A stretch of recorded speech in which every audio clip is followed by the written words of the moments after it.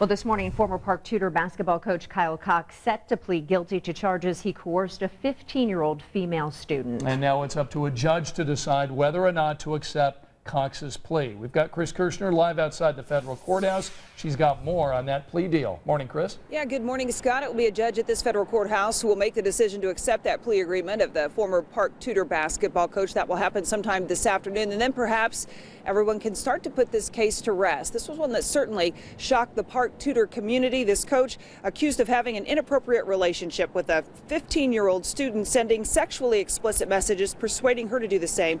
He was also making plans for the teen to come to his home to have sex while his wife and children were out of town.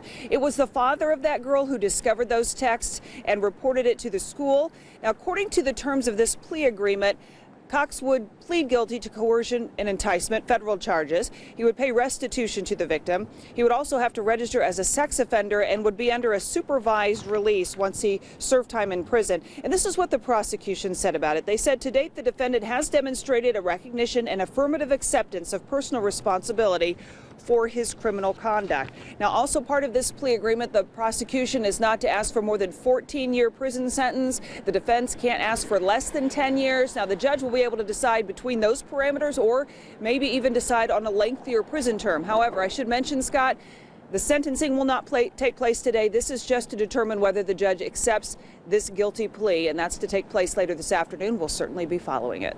Yeah, that's been a big story. I know you'll continue to follow it for us. Thanks, Chris.